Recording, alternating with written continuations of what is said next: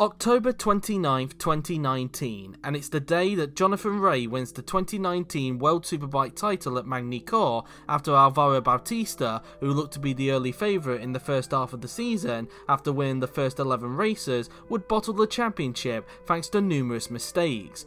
Johnny would also make history that day, as he would break the record for the most championships in World Superbike history, surpassing another Brit who previously held the record for a number of years. A man who many regard as one of the greatest superbike riders of all time, the four-time world champion, Carl Fogarty.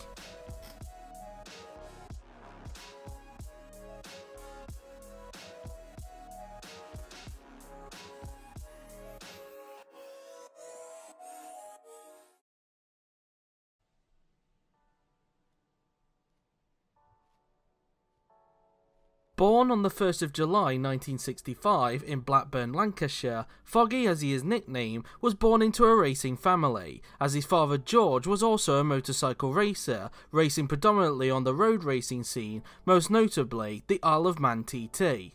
Although growing up around bikes and also riding bikes around his local fields in his hometown, Carl wouldn't make his competitive debut in motorcycle racing until the late age of 14, competing locally in motocross.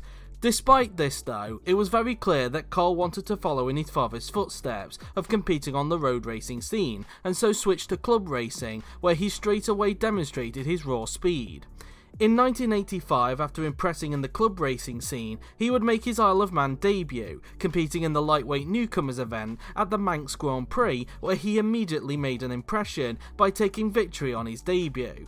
This would then be followed by 3 more TT wins, which came in 1989 by winning the 750 production race, and then in 1990 winning the Formula 1 TT event and also the seniors event. During this time, specifically in 1988, he would make his debut in the Formula 1 class of Formula TT, where he would win 3 world titles between 1988 and 1990. Ironically, this would also turn out to be the final 3 years of Formula TT's existence, as during the same year that Foggy made his Formula 1 class debut, a new Superbike Championship was formed by the FIM, known as the World Superbike Championship. The series was essentially the motorcycle equivalent of a touring car championship, without the contact, as the series would use everyday road bikes that are available for the public to purchase and modify them to go racing. The concept and the championship as a whole proved very popular, and as a result, it ended up killing the Formula TT Championship. Between 1988 and 1990, along with making guest appearances in MotoGP, Foggy would also make guest appearances in the World Superbike Championship. However, it wasn't until 1991, the year after Formula TT died, and after getting significant funding from his father George, that Carl made his full-time debut in World Superbikes, riding a Honda. Despite not grabbing a win or a podium that season, and also missing 3 meetings that season at Mosport in Canada, the Österreich Ring in Austria, and Phillip Island in Australia, he had a very good rookie season, finishing 7th in the standings and picking up points in every race that he finished. For 1992, he would switch to a Ducati, which just like nowadays in both MotoGP and World Superbike, was seen as the bike to have if he wanted to be competitive. The first meeting of the season at Albacete in Spain saw him finish both races in the lower reaches of the points. However, at the next meeting at his home race at Donington Park, Foggy would put his name on the World Superbike map, as he would grab his first ever pole position for both races. Whilst he would retire from race 1 after falling off at the final corner, race 2 would be a completely different story, as after losing the lead early on, he would make his way back up to 2nd before being on the back of American Scott Russell riding a Kawasaki. And after battling for a little while, Foggy would make his move on Russell down the inside at the hold hairpin to take the lead. And then from that point, Foggy would not look back, as while Scott Russell would lose another place, Foggy on the other hand would come through to take his first ever World Superbike win. It was an amazing moment, and given that Foggy had achieved this on a satellite bike, it made everyone up and down the paddock take notice. Whilst he would grab another podium later on in the season at Assen, he would end up finishing the season in 9th, 2 places worse than 1991 due to the fact that he once again missed 3 meetings and also due to some frustrations in some of the races. Despite this though, his victory at Donington, along with his podium at Assen, caught the attention of the same manufacturer that made Foggy's bike that year. Ducati, who offered him the opportunity to ride for the Ducati factory team in 1993, to which he accepted, after reigning champion Doug Pollin left the series after 1992 to race predominantly in America. Foggy in his first year with the Ducati factory team was straight on the pace, and as a result was in the hunt for his first world title, fighting with the same man who he overtook for victory at Donington the previous year, Scott Russell. Foggy would grab 11 wins, taking the most wins that year. However, despite this, he would not win the title, as a combination of mistakes and crashes at crucial parts of the season, including the opening meeting at Brands Hatch, which for some reason was branded as the Irish race, and also at Sugoland, Donington and Estoril, saw him lose the championship to the more consistent Russell, who only scored 5 wins that year, by 29 points. Foggy clearly had the speed to win numerous races, but he knew that if he wanted to win a title, he would have to tidy up his riding and also his consistency. The first meeting of the 1994 season started off well for Foggy, as he would take victory in race 1 at Donington Park before finishing second to his 1993 rival Scott Russell in race 2. But then, at the following meeting at Hockenheim, Foggy would be forced to withdraw from the meeting due to sustaining a wrist injury during qualifying, which allowed Russell to take full advantage and take both wins with ease, giving himself essentially a head start in the championship. Foggy would return at the following meeting at Mazzano, but feeling the effects from his wrist injury at Hockenheim, he struggled to a disappointing 12th in qualifying, curtailed by a gearbox issue in race 1, which forced him to retire, whilst rival Russell went on to take his 4th win in a row. He would recover to a 5th place finish in race 2, but with Russell finishing second in that race, it meant that after 3 meetings, Foggy found himself a massive 62 points behind Russell. It was looking like, after only 3 meetings, that 1993 was going to repeat itself. However, despite the points gap being significantly big, Foggy was not going to give in, and at the next meeting at Albacete, Foggy would win both races, whilst Russell would have a disaster, as he would crash out of both races, allowing Foggy to slice the points gap down to 22 points. Then, at the following meeting at the Osterreich Ring, Foggy would repeat his performance at Albacete to claim both wins, and with Russell having another disastrous meeting, this time finishing down in 14th and 12th respectively, it meant that Foggy in the space of 2 meetings was able to turn a 62-point deficit into a 12-point lead in the standings. Suddenly, the pressure was now on Russell, and even though he would retake the lead in the standings after race 1 in Sentul, thanks to Foggy suffering an engine failure, Foggy would respond in race 2 to take the victory and reclaim the lead in the standings. Then, for the next 2 meetings, it became a back and forth contest in terms of who had the strongest weekend, as Russell would grab both wins at Sugoland, whilst Foggy finished 4th and 2nd, and then Foggy would win both races at Assen in a meeting that saw Russell struggle and saw him finish down in 6th and 9th respectively to give Foggy a 15-point lead in the standings. Russell would then win race 1 at Mugello to cut the gap to 12 points, but would then suffer an engine failure in race 2, allowing Foggy to win the race and give himself a healthy 32-point lead in the standings heading into the final 2 meetings. Provided that he had a good race 1 at Brands Hatch, Foggy could clinch the title in front of his home fans in race 2. But sadly for Foggy, this wouldn't happen, as a frustrating race 1 saw Foggy finish down in 14th, followed by a 5th place finish in race 2, whilst rival Russell took full advantage of this to claim both wins at Brands Hatch, ensuring a title showdown at the final meeting at Phillip Island, with the gap down to just 5 points. The final meeting of the season saw Australian Anthony Gobert make a guest appearance at his home race, and he would shockingly grab his first ever pole position. However, in race 1, he would get beaten by the title protagonist, as Carl Fogarty led Scott Russell home to his 11th win of the season, equaling the tally that he achieved the previous year. With Russell finishing second, it meant the championship went down to the final race, with Foggy increasing his lead slightly to just 8 points.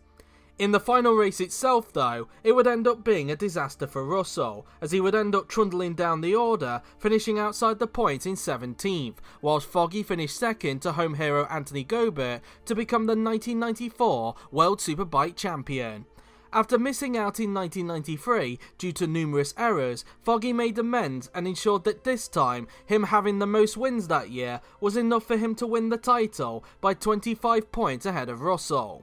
After winning the title in 1994, Foggy would go even better in 1995, as he would win his second title in completely dominant fashion, winning the championship by a massive 139 points ahead of future world champion Troy Corser. Foggy looked to be totally unstoppable in World Superbikes. However, despite dominating the championship in 1995, he would end up leaving Ducati at the end of the season to take on a new challenge at Honda, essentially coming full circle with the Japanese manufacturer, given he used a Honda in his debut year in 1991.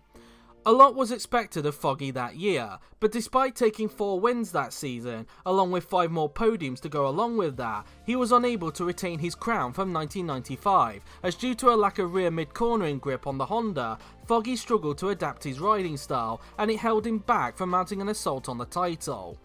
As a result of this frustration, he would end up leaving Honda after 1 year, and would return to Ducati in 1997. Whilst his look would change in 1997, thanks to now being on a bike that suited his riding style and also picking up 6 wins that year, he wouldn't regain the title that he lost in 1996, finishing second to another American, this time John Kaczynski, by 58 points. But then, in 1998, in a year that saw Ducati hire Davide Tardozzi to the team, Foggy was back to his best, where despite picking up only 3 wins that year, he would go on to win his 3rd world title by just 4 points ahead of Kiwi Aaron Sly, who despite having 2 more wins, was less consistent than Foggy throughout the year. Then, just like in 1995, Foggy would dominate the following year in 1999 to win his 4th world title, beating another future world champion Colin Edwards by a massive 128 points, once again picking up 11 wins for the 3rd time in his career. After being knocked off his perch in 1996 as a result of moving to Honda, Foggy was back to his best and once again looked to be unstoppable in the superbike world. Unlike previously in 1996, Foggy this time remained at Ducati for the turn of the millennium and was looking to win a record 5th world title. However, little did everyone know at the time that it would end up being Foggy's last year in motorcycle racing. The 2000 season didn't get off to the best of starts for Foggy, as whilst he picked up a 3rd place finish in race 1 at Kyalami, he would end up crashing out in race 2. And then came the meeting at Phillip Island. Just like at Kyalami, the meeting didn't get off to a bad start, as he would finish second to home hero Anthony Gobert in race 1, just as he did back in 1994 in a race that was affected by rain. This, as a result, put Foggy's championship back on track after a frustrating race 2 at Kyalami. Then came race 2 at Phillip Island, and for that race, Foggy, like in race 1, started in 6th position. However, unlike race 1, he wouldn't gain any places, and instead tumbled down the order in the early laps. At the beginning of lap 5, Foggy was in 12th position, and keen to make up places, he was closing up to the back of Austrian Robert Ulm, riding a satellite Ducati. Coming out of turn 2, Ulm's bike started to develop a misfire, which meant that he was slow heading towards the fast turn 3. Foggy closed up to the back of Ulm, but with how quick he was able to gain onto the back of him towards turn 3, Foggy was unable to react. We go on board with Carl Fogarty. Oh no! What? Fogarty is down! Carl Fogarty has crashed out of race 2! It is a repeat of South Africa! With Ulm sticking to the racing line, Foggy ended up clipping the side of Ulm's bike, losing the front end, which forced him onto the grass and being thrown off his bike, knocking him unconscious. Despite this though, the race was not stopped, and the race continued as normal, with yellow flags being distributed at turn 3 whilst the medical team attended to Foggy. He was transferred to a nearby hospital in Melbourne, where thankfully he suffered no life-threatening injuries. Foggy was diagnosed with a concussion as a direct result of being knocked out from the accident, and also suffered a serious shoulder injury which required surgery in order to be repaired. Foggy would end up having a huge metal plate inserted into his arm in order for his arm to function normally. Sadly, however, despite his best attempts at rehabilitating his arm, he could never get it back to full strength, and after months of being on the sidelines, Foggy was sadly forced to retire from racing. In a career that spanned exactly a decade and a half, that saw him win races and championships in different motorcycle categories and series, including 4 World Superbike titles, Carl Fogarty's successful motorcycle career was sadly over. But in Carl's own words, although he was sad his career was over, he was actually relieved, as he no longer had the pressure of having to deliver on most weekends, as he even admitted that on most race days, he would often wake up feeling sick and ill. Whilst he doesn't regret the way his career panned, he does wish there were things he could have done better. For example, one of the things he regrets not having in his career was having a manager, as throughout his career, apart from when his dad provided funding for the first couple of years of his World Superbike career, he didn't have anyone to help manage things when it came to racing, and would often be on his own, which in turn impacted the relationships he had with his family and friends, as he was constantly having to think about racing, not just in terms of the on-track stuff, but also the off-track stuff as well, rather than having someone else deal with that side of racing. It's safe to say then that despite his career not ending the way he would have hoped it would, he was at peace when he was told he couldn't race anymore, even if it wasn't the news he wanted to hear. Since his retirement, he briefly ran his own racing team in partnership with Petronas, with the team being known as the Fogarty Petronas team, with the team even running their own bike as opposed to becoming a satellite team for an existing manufacturer. Sadly, the project wasn't successful, as the bike in question was uncompetitive throughout 2003. And even though the team would grab 2 podiums in 2004, in a season that saw little manufacturer support, they never won a race, nor did they ever challenge for a title. Then, once the manufacturer interest started to come back from 2005, the team would continue to drop back in the pecking order, which eventually led to Petronas pulling the plug on the program at the end of 2006, leaving the future of Carl's racing team in doubt. After taking a year out in 2007 due to a lack of sponsorship, the team intended to return in 2008, becoming the official MV Augusta team. But these plans never materialised, and Foggy ended up putting the team up for sale, eventually selling its assets. In 2014, he would take part in the ITV show I'm a Celebrity Get Me Out of Here, where he would end up winning the series and becoming the king of the jungle. Carl is still regarded to this day as one of the greatest riders of all time, and often regarded as one of the reasons why World Superbike overtook MotoGP in popularity for almost a decade. His record of 4 World Superbike titles stuck for exactly 2 decades until 2019, when Jonathan Rea broke his record, becoming the first ever rider to win 5 World Superbike titles. For me, Carl Fogarty is one of the greatest riders to ever grace the world of motorcycle racing, and is for me in the same category as Barry Sheene when it comes to successful motorcycle racers from the United Kingdom. But is he the greatest rider that the UK ever produced? I'm not sure. I'll leave that for you guys to debate in the comments below. Thank you for watching, and I will see you in 2 weeks' time for the next video.